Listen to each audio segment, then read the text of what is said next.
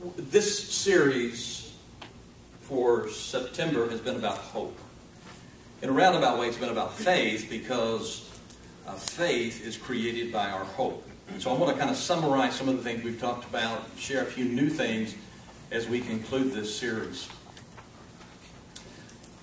I think when it really comes down to it, all of us are here for a spiritual reason.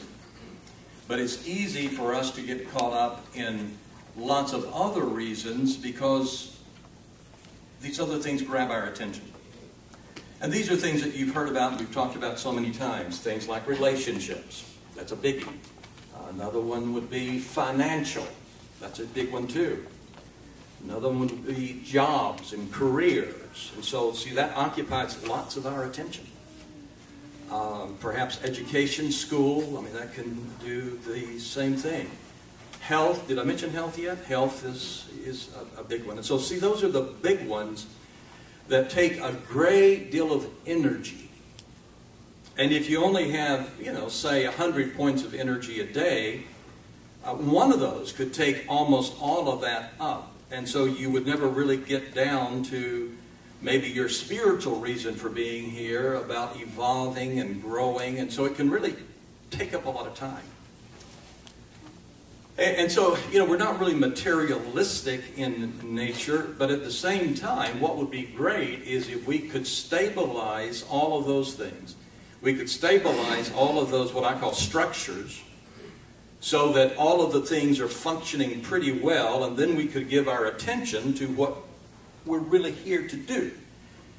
And that's not because these things aren't important. They are important, and that's one reason we've incarnated. That's one reason we're in a physical body, is to learn how to deal with those basic needs, those basic necessities of life. And then learn how to do that from a spiritual perspective. So that's what we're here to do. That's what we're here to learn. And all the spiritual teachings tell us that the way we can really make those things happen in our lives, the way we can create the kind of life we'd like to have, is by faith. And so what we've said this month is that faith cannot exist without hope. I just thought of this example, and I think it's a good example. I haven't heard it before, but I hear it in my head, so I guess it's all right. So you imagine this bottle would be, the bottle would be hope, and the contents would be faith. And I think that's pretty good. Because it's true that your faith is contained within your hope. So if you wish to have more faith, what you must do is expand your hope. So you're not going to, try to increase your faith as much as you want to increase your hope. Because when you do that, you increase your capacity for faith. And the traditions all say that if you have faith, even a little bit, if you have faith, and you have issues in your life, you can say to that mountain, you can say to that issue, be gone, and it will obey you. It's as if you could speak to it. You're not speaking about it. You're not telling other people about the problem, but you're actually speaking to the problem. And weirdly enough, it actually obeys you. It will do what you say if you have faith. And so that's what that's sort of the summary of what we've been talking about and why we're talking about it. And this hope thing, so that's what we really want to increase. And hope comes from the faculty of imagination. That's what your imagination is for. Now, some of you imagine weird things. Some of you imagine things that probably aren't that good for you. You ever do that? You ever just imagine things and you think to yourself, I know this isn't really good, but I'm enjoying doing it. And so you imagine things, and sometimes those things happen, but they may not be all that good for you. Sometimes we would call that kind of imagination worry. I'm afraid this may happen. I'm afraid that may happen. Or I'm afraid what I'm wanting in life will never happen to me at all. That's called worry. And that's using the imagination, but not using it in the way that I think Spirit intended for us to use it. And so we want to use our imagination we want to have thoughts, we want to tell ourselves stories that will create hope. And remember, hope is not a flimsy thing of thinking, is it going to rain? Well, I hope not. And then you take your umbrella just in case. It's not a flimsy, flabby kind of thing, but hope in the religious traditions, the word means confident expectation. And so this is a certainty. And so you want to tell yourself stories that will create certainty. You might say, well, you mean I should tell myself lies to create certainty? Many times we're telling ourselves lies anyway. So if it's a choice in telling yourself lies to create certainty, or telling yourself something you're not really sure of that will create doubt, choose certainty. Because certainty is going to be better for your body, it's going to be better for your mind, it's going to be better for your emotions, and it's going to be better for creating the reality you want to create. And often, you know, we have so many different perspectives, it's hard to even know what is true. And so we want to evaluate it by sort of comparing it with what would be spiritual in nature. I don't know if that makes sense, but it makes sense to me. So you may be thinking, what did he just say? But your spirit understands what I said, so, you know, don't worry about it. So when you tell yourself stories, you want to think, is this increasing my hope? If it's not, you know, it's like the old story we've said 100 times. You know, you go to the doctor and you say to the doctor, when I do this, it hurts. And the doctor says, well, then quit doing that. And so if your thoughts aren't creating hope, then stop doing that. If your story is not creating hope, if it's creating depression, if it's creating anxiety, if it's creating anger, stop doing that. Because those things probably aren't going to help you do what you really want to do. And so that's why we're in charge of what we're doing. And so we want to occasionally, maybe every day, check and see, especially in the beginning, am I feeding myself hope material or non-hope material? What is my focus? You know, it's if you go to a party, and suppose you're filming the party, and you enter into the party, and suppose the party took place, Jonathan, last night. Were you partying last night? Yeah. And were you filming? Yeah, of course, yeah. And so you're at the party, and the first thing you do is you're filming, and you're taking all of it in, and there's a couple, and they're fighting. And you can tell they are really mad at each other. You can tell there's hate there. And then maybe another couple people join in, and they're kind of arguing too, and you think, man, this is a bad party. And you get ready to leave, but before you leave, you turn the camera over this direction. And there are two people sitting on the couch talking. And you can tell it's a beautiful conversation. You can tell there's lots of respect. There's lots of love. And you say, wow, this is a great party. And it really comes down to that. It comes down to focus. It comes down to focus. And so in your focus, you're wanting to use your giant brain, and all of you have one of those. You want to use your giant brain and choose which type of material you're going to take in. And you're doing it for one big reason. You're doing it because you want to create hope. You want to create confident expectations about your future. Because as you do that, what you're really creating is going to be faith. The reason we come to this community, you may not have known, but you've come here to develop and to increase your hope.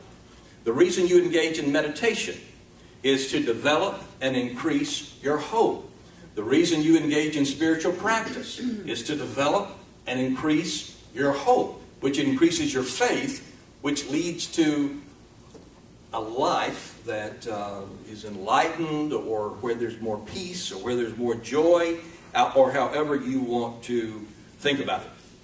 And so I want to ask you to say a few things with me just for fun. It entertains me. I'd like you to say something like this out loud.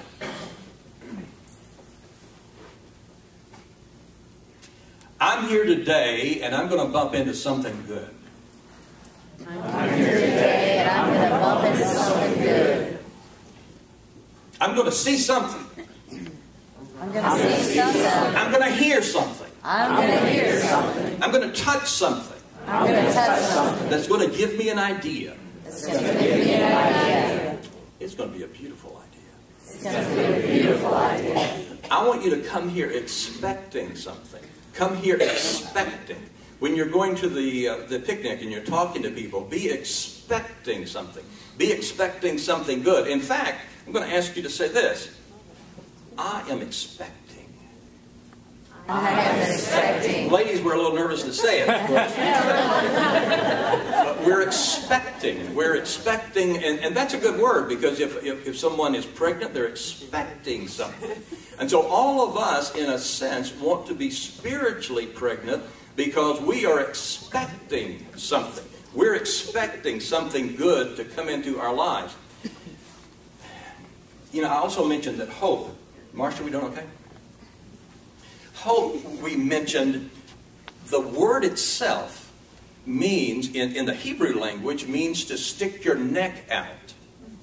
It means to stretch your neck, like you're waiting for your date, and the date's late, and so you're kind of stretching your neck out the window. You don't want anybody to see you doing it, but you're doing it. You're kind of, checking out, and you're hoping, you're expecting him or her to arrive. So I want you to stick your neck out for yourself. Stick your neck out expecting something good to come to you. But I'll tell you something else. I am going to stick my neck out for you. Because when I think of you often, individually. Sometimes I look at your name. Sometimes I look at your pictures on Facebook. Sometimes I just go through certain names. And when I think of you, and I don't always write to you when I think of you, but I think of you, and I go through things like I see your life surrounded by peace. I see your life being blessed. I see you being lifted. But see, that's what all of us want to do. We want to stick our neck out for each other because people are having a hard time. And that's always true. But people are having a hard time. So when you talk to people, for example, one person visited a doctor, and it's a good physician, good doctor. The doctor said, well, you're going to die. And the person wasn't exactly excited about it, and so they met later and talked to one of you. And you said something like, well, eventually all of us are going to drop our bodies, but this may not be your time. Healing can take place. Have you ever read this book? And you gave this person that book, and it changed everything. Changed everything. It changed everything because you doing that gave that person hope. Now, we can do that in so many areas, but I want you to begin to think about that. I want you to begin to think in those terms. A little, my dad loved cars. He loved beautiful cars, and he loved. He was American all the way, so he loved Cadillac, he loved Chrysler, he loved Lincolns. That's what he liked. And I heard a story this week and it reminded me of him. But a doctor came and drove up to a downtown area, and he and his wife, and they parked beside a park, and there were kids playing, and two little kids came over. The older boy, maybe 8, 9, and then the younger boy, not probably, at least, he's not even 5 years old. And so they walked over, and so, this doctor had this large black Cadillac. And so the older boy said, "Ooh, that's a nice car, mister. Is that your car?" And the doctor, he didn't really want to chat with these kids, but he said, yeah, that's my car. And the little boy said, "How much did it cost?" And then the doctor said, "Well, that's none of your business. I had to work a long time to get this car. Now you boys run along and don't be touching my car." And what reminded me especially of my dad is the little boy got down and said, "Look at the lines on this car." Because my dad used to do that. My sons, we would go visit my dad, and I have 3 sons, and they were just little boys then. And my dad would say, "Jason, put your eye down there and look all the way down the car. Look how long it is. Look at the lines on this car." And so that's what that little boy was doing. And the doctor said, "Go ahead, go." And so the 2 boys started to walk off, and the older boy put his arm around his shoulders of his brother. And his brother, I'm not sure why, but he had something was wrong with his leg and something was wrong with one arm. And so he was a little limping. I mean, he was a little crippled. He couldn't move one arm. So the bigger brother put his arm around him and he said, someday I'm going to work hard. Someday I'm going to work hard just like that man. And when I do, I'm going to buy a car just like that for you. You see, it's one thing to wish for prosperity for yourself, but it gets really sweet when you begin to do that for other people. And hope, that's part of hope. Because you don't want to be just this black hole trying to take everything in for yourself. You see, it's part of the deal. And so you have confident expectation. You're sticking your neck out. You believe something good is going to happen to you, and you believe something good is going to happen to the people around you. You see that happening. So does that make sense? Yeah. And so when you talk to people, keep that in mind. You want to be not an ATM. ATM gives money, but you want to be a hope machine, sort of. You want to give that hope. You want to give that positive perspective out to people. That's a good thing to do. It's a good thing to do. You give people joy. It's a good thing to do. You know, it's like Jesse Jackson. Remember Jesse Jackson? Jesse Jackson said a long time ago. You remember what he said? Keep hope alive. Man, that's good stuff right there. Keep hope alive. And that's what we want to do. We want to keep it alive. We want to keep it moving inside of us. And so to do that, what you've got to do is you've got to check your thoughts. You've got to check your imagination. I mean, what have you been thinking this morning? Have you been thinking things that create hope or something else? If you've been creating something else, it's like you're taking a hammer and just beating yourself in the head. And that's not good. That's not going to feel good. And that's not going to create what you want. And so you want hope to be that foundation of what's going on. And so it's really about an image. You know what I mean? It's about an image. It's about a blueprint inside of your head. And even more than that, the traditions say it's really inside your heart. So what kind of blueprint have you got inside your heart? The guy who's known for faith, I mean the big guy, you know what his name is? In Judaism, he's the father of faith. In Christianity, he's the father of faith. In Islam, he's the father of faith. He stands at the head of all three religions. You know him yet? Abraham. Abraham got mixed up with some other people and several other entities, and now he's writing books and stuff. But that's another story. But right now, you know, at that time, he was only one entity. And you know, Abraham, you got to wonder, like, well, how did he become the big faith guy? What did he do? What did he do? And so let me just tell you, just briefly, very quickly, a little bit about him. If you want to read about him, you can read in Genesis 12 through 25. That's his whole story. You know, he takes off in chapter 11, he's born, and then in chapter 25, he drops the body and he dies. He's buried with his wife, Sarah. But in between, it's a great story. But in chapter 12, here's what it says. In chapter 12, it says, and all of these traditions talk about him. So, you know, you need to know about him because he gives us some great information about how we can have this kind of hope, and we can have this kind of faith. And in chapter 12, it says something like this. It says his wife Sarai was barren. Now, today, we might say, well, that's good. But back then, that's bad news. And then it gives these four words. And these are sad. You can play the violin as you hear them. It says, she had no children. 4 words. And so that's bad.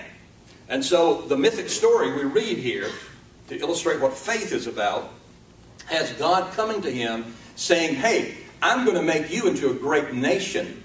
Kings are going to come through you. Queens are going to come through you. I'm going to bless you. Multitudes of people will come through you. Everything you do, I'm going to bless. And you are going to be a blessing to everybody you meet.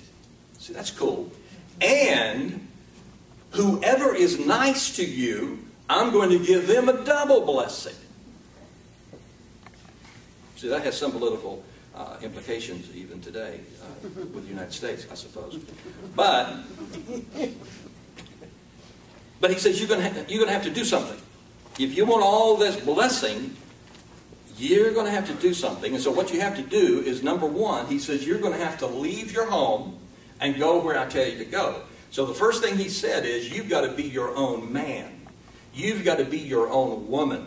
You've got to have boundaries. You don't just have the religion your dad had because he believed in all kinds of stuff. You've got to do your own thing. You've got to have a boundary. You've got to be autonomous. You've got to be a person who says, this is my journey. Often people start doing this around 30. Before 30, we're often just trying to please somebody else. Around 30, often, sometimes later, sometimes never, but we begin to think, well, what is it that I believe? What do I want to do? That kind of thing. But Spirit told him, you're going to get this beautiful land, therefore it's called the Promised Land, but you got to go. And so Abraham, or it wasn't Abraham then, he was called Abram. And so Abram said, all right. And so everywhere he went, he built an altar. He would come to this town and he would say, oh, let's get some rocks together. Oh, let's have an altar. And then he would go to another area and he would say, oh, here's another altar. And he kept doing that. And so he's doing two things. Number one, he realized that he had to be his own person. Even if others were going to criticize him, he had to do his own thing. He was willing to leave everything behind. And number two, he maintained that guidance or that openness to Spirit. So he was doing that kind of stuff. And so he began the journey. He was aligning with Spirit and all of that. And then all the blessings are going. And then here's what happened to it. He got to the land, and the land looked good. And he was excited about the land. And the first thing that happens, he gets there, and 2 weeks later, you know what happens? A famine. Now, had that been me, I would have said, damn. I got all these blessing promises. I did exactly what the guidance said, and now we're starving to death. What's up with that? And so, see, he had to be very upset. And so what that tells me is this. You may be on a spiritual journey. You may be doing everything right, and you may lose your job. You may be doing everything right, and your wife leaves you. You may be doing everything right, and your dog runs off with another dog.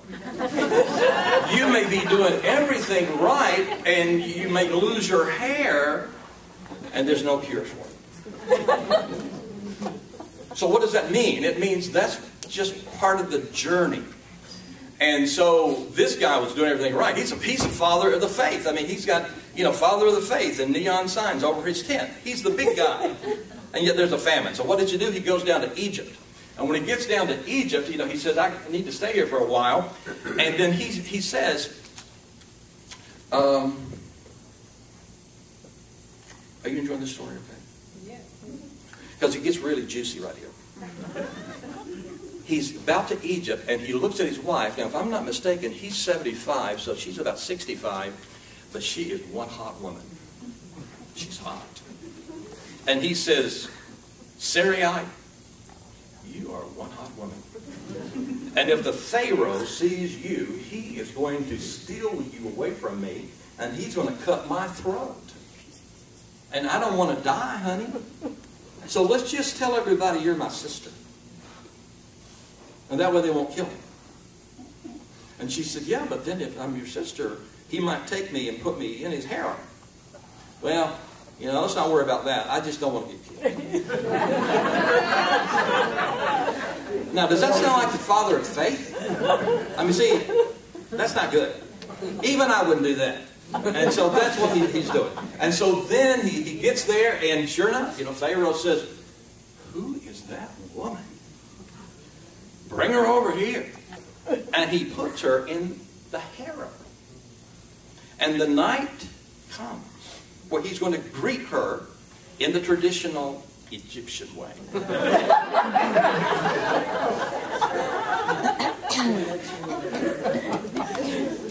Abram, I don't know what's up with Abram. He is over in the corner saying, Lord, I hope they don't kill me. I mean, you know, so, I mean, he's not the hero at this point to me. But then what happens is the Pharaoh's about to make his move, and he's struck with something. Now, it doesn't tell us what in this verse. Later it tells us. It just says he's struck with something, and all the other men in his court. Do you know what he was struck with? Hemorrhoids. Hemorrhoids. God loved giving hemorrhoids to people. You can check it. Look it up. I mean, somebody's worshiping an idol, bam, hemorrhoids. All kinds of stuff like that. And so hemorrhoids takes you out of the mood to go to the harem. So in that sense, it was a good thing. And then he says, the Pharaoh says, wait a minute, something spiritual's going on here. These hemorrhoids just don't look right. And so he says, somebody has put a curse on me. Somehow it comes to Abram. He said, what did you do? And he said, well, I thought you might kill me, and so I lied and said she's my sister. And he said, look, you get your wife and everything else and get out of here. So that's what he did. So my point is, did the hemorrhoids go away? The hemorrhoids did go away without any kind of ointment at all. Just disappeared. So then, the point is, you see, you can have great faith. Now, listen to this. You can have great faith, and things may go wrong in your life. You may have great faith, but sometimes be struck with total fear, because that's what he was doing. He was afraid. Faith and fear are the opposites, and so he was really trapped in all of that. And so kind of making I mean, there's some many interesting things to me as you read about that, but I'm not going to go through all of that. But it means sometimes trouble happens. It means sometimes recessions come. Doesn't mean you're not in faith. Recession is profanity on the news. They talk about something and they say, and the recession is to blame. I heard that all week. This happened, the recession is to blame. That happened, the recession is to blame. Recession is to blame. Recession, we have to understand, from an overall perspective, recession doesn't destroy prosperity. Nothing can destroy prosperity. It's like a pendulum. And if a society, this is coming from spiritual traditions, not from me, but if a society swings into greed and selfishness, recession comes. You know what it does? It pulls it back the other way. Because the universe is in the balance. So I don't fear recession because it swings the other way and then there's abundance. But if it goes too far and it becomes too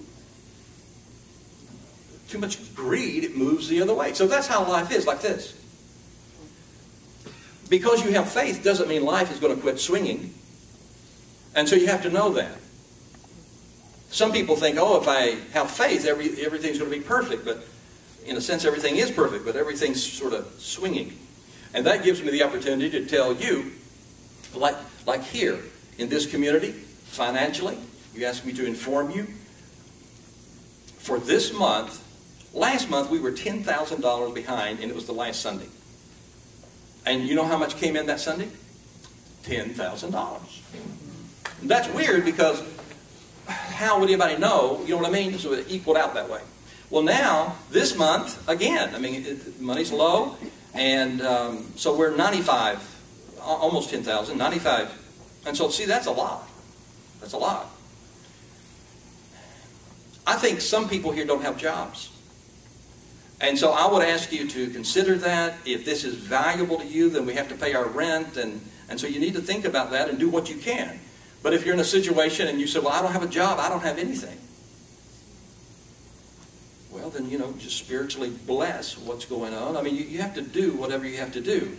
But the one thing we don't do is fear. We don't fear.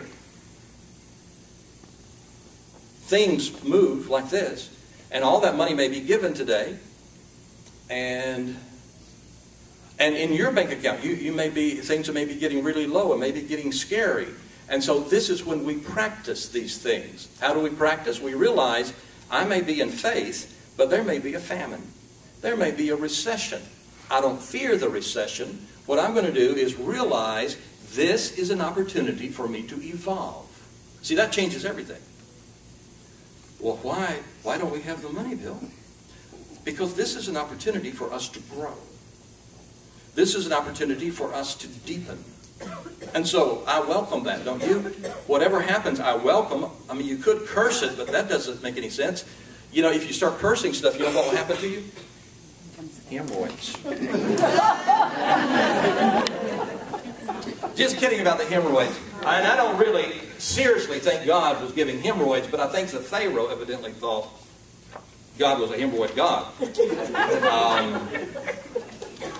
Okay, and so let's see, what else can I tell you as we conclude this? You know, I told you a long time ago, a crisis is a terrible thing to waste. And so if you're in some kind of crisis, you know, I want you to kind of handle the faith and work with that kind of faith and deal with it in that way. And so what happened, I'll just tell you the story quickly. What happened was God said, you're going to have a child. And Abram said, oh. And he laughed. And at this point, he says, I'm 86 years old. And my wife is, 10 years younger. That's just not going to happen. And so he's not getting it. So if you can open up his heart and see the image inside of his heart, no child, no seed. In fact, he says that. No child, no seed, nothing's going to happen. Too late. Not going to happen. That's what the image is. So does he have hope? No, he does not. So this is where God says, go out and count the stars. Look at the stars. You see how many stars? You don't have that many children come through you and your wife. Look at the dust. See the particles of dust? Count the particles. You're going to have children just like that. And then go down to the beach and pick up the sand, count the sand. You're going to have children just like that. What was he doing? What was the story telling us? The story is telling us, when you look at physical reality, look at it in a way to create hope. Don't look at the news and allow it to destroy your hope. Do it in such a way where it creates hope. But Abram then said, look, I'm tired of looking at the sand and the dust and the stars. Sarai's maid is a good-looking woman. Maybe that's what needs to happen. I need to get with her. And Sarai said, okay. And so he popped her. That's a technical word in the Hebrew language, and it means he knew her. And she became pregnant and had a little boy. And nothing was said for 13 years. And then after 13 years, Spirit comes to him in the story and says, you just are not getting it. This baby is going to come through you and through your wife. And so I'm changing your name. Your name used to be Abram, but now it's Abraham.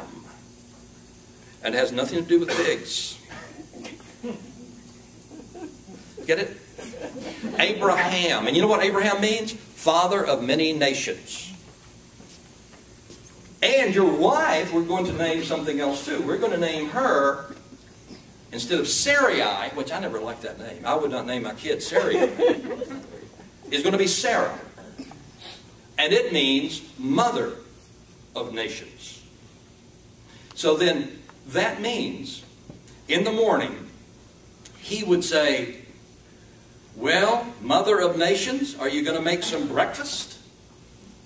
And she would say, well, father of many nations, no, it's your turn to cook. Get up and make us some eggs. Then, throughout the day, she would say, father of many nations, and he would say, mother of nations. And so it was reminding him all the time. So look at the stars, look at the dust, now look at the name. Even the name has changed. You won't believe this. I'm going to talk about some of this next week because I've got such one good story I want to tell you. But you won't believe this. I was walking in a parking lot, and you know how vibrant I am. I'm walking in a parking lot the other day, and 2 or 3 teenagers said, "Hey, old man."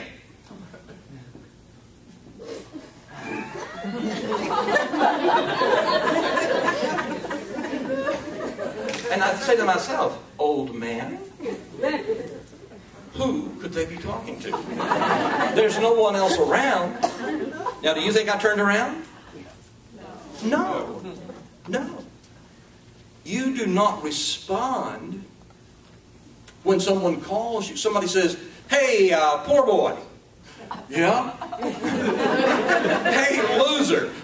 Yeah? So you don't respond to that. So he changed their names, and names are important because names create an image. Names create a destiny. Your destiny can be created by a name, and so no longer call yourself a victim. Call yourself a creator, and begin to put that into your heart. I'm a creator, not a victim. Begin to put in your heart. I like that. You get the idea. You want to, you know, in the spiritual traditions, it would say you're more than a conqueror. It would say you're an overcomer. It would say you're a divinity in a physical body. That's who you are. So if somebody calls you something else, you don't answer. You don't answer because you're putting that image, and that is so important. What you name yourself. What you name yourself. You allow Spirit to name you. See, that's part of faith. And I guess the final thing, so what happened then? And so then the name was changed. And then, again, the Spirit said, "You're going to have a baby." And then Sarah laughed about it. And she said, "There's just no way. I mean, now I'm 90 years old and he's 99. That's just not going to happen." And so that's the story. Now, I don't really know how old they were. I don't really know. I mean, that's not the real point. The point is, it looked impossible. It looked impossible. It looked impossible. It looked impossible. It looked impossible, and if you looked into his heart, it said, "This ain't going to happen." But then these things kept happening. Spirit kept working until then you looked in the heart, and there was a new blueprint in there that said, "This is going to happen. This is going to happen. This is going to happen." And that's what I want you to do. I want you to begin to do that. You know the word sperm, correct? It's a mighty fine word, and it comes from a Greek word, sperma. This is no joke. This is true. And it's translated, it's in the Bible 42 times.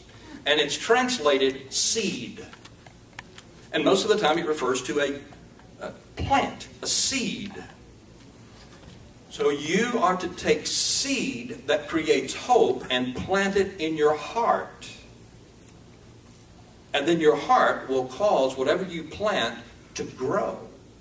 So see, this is so important. And the final thing I'll say today is this. Jesus was just kind of hanging out, and he said this. And this isn't an ancient document. This isn't one of these weird gospels, you know, they dug up a few years ago. So it's good. It's cool stuff. And so Jesus was chatting, and he said, "Look, you take the corn seed, and you put it in the ground." The farmer puts it in the ground, and a few days later he comes out and he said, "Oh my, a plant. Where did this come from?" And his disciples said, "Yeah, where did it come from?" And he says, "The earth made it grow," and he doesn't know how it happened. And so you have a heart, Jesus said. And whatever you put in your heart, the heart is going to make it grow. And you don't understand how, but it's going to do it. Whatever you put in there is going to grow. And so he said, you want to make sure you're putting good seed in there. Because whatever you put in, you're going to get. And then he said, and this was just so helpful to me, he said, first the blade, and then the ear, and then the corn. And the reason that's helpful is because it doesn't just pop out the ear of corn.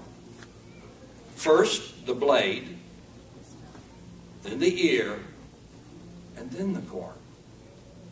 So it doesn't happen all at once. It takes time. You can make lots of mistakes on your journey. That's okay. You can, say, she's my sister. Or he's my brother. You can do all kinds of stuff. The main thing you want to do is keep planting things in your heart that produce hope. Keep putting it in. I don't see anything yet. I'm going to go out and dig it up and see if it's growing. No. You just wait. You keep putting it in. If you keep putting it in a little while, there's going to be a little blade there. The traditions say, decree a thing, and it will come to pass. Okay? I'm going to do that right now. I have total faith. I have no doubts. I decree over each of you in this room insight. Now you open your heart and receive this. Insight. I decree over you joy. I decree over you love. Meaning the kind of love you're so full of that you give it to everybody you meet. And I decree over you success in all that you do. And that's so that you will be a blessing to everybody.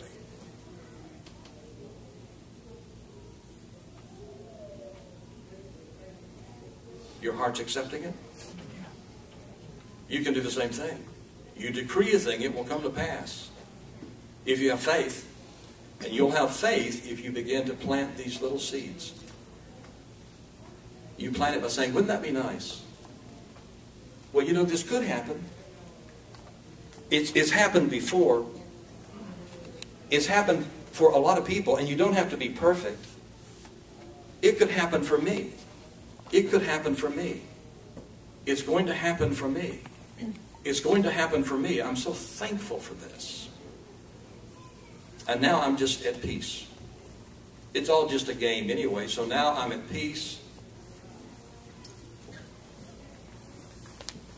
Close your eyes and just see it one more time. Whatever it is that you would like to have around you to help deepen you spiritually, see that belonging to you right now. It belongs to you right now. Nothing's impossible. All things are possible. It belongs to you. It is yours. It has your name on it.